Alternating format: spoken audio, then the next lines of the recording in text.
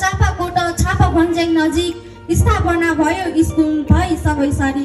19 सालमा सुरु गरी बाहिर लम्काउँदैछ 63औं वर्ष उत्सव अहिले मनाउँदैछ कति कष्ट चुनौती भयो यहाँसम्म पुग्न भाइ फुटे गोबर लुटे हुँदैन है बन्न वरपर छिमेकीको सादा सहयोग जुटी चन्दा दादा अक्षको छ दानपेटीका भेटी आउँछौ यहाँ शिक्षा लिन लेख बेसी हुँदै गुरु शिक्षा दिनुहुन्छ अमृतबाट छर्दै सोच शान्त वातावरण हुन्छ यहाँ पढ्न फुलबारी र खेल मैदानले थप्छ मनोरमा गर्व लाग्छ ओडा नजिक हुन पाउँदा यहाँ आधारभूत मावि बन्ने सपना थियो जहाँ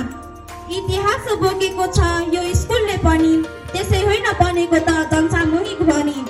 अभिभावक विद्यार्थी र शिक्षक सबै मिली फुलौ मिलिजुली त्यागी राजनीति दिनुहुन्न हलचल यसलाई गुणस्तर घट्न ठान्नुपर्छ आफ्नोपन सधैँ अघि बढ्न मानवीय स्रोतको हो कि अलि कमी पुरा होस् है भविष्यमा त्यो समस्या पनि आउँछौ आशा गर्छौ माध्यमिक यही पढ्न पाउने हामी बाल बालिका कति टाढा ढाउने गर्व लाग्छ हामीलाई सधैँ हाम्रो विद्यालय पाइँदैन है अन्त कतै यस्तो शिक्षालय पाइँदैन है अन्त कतै यस्तो शिक्षालय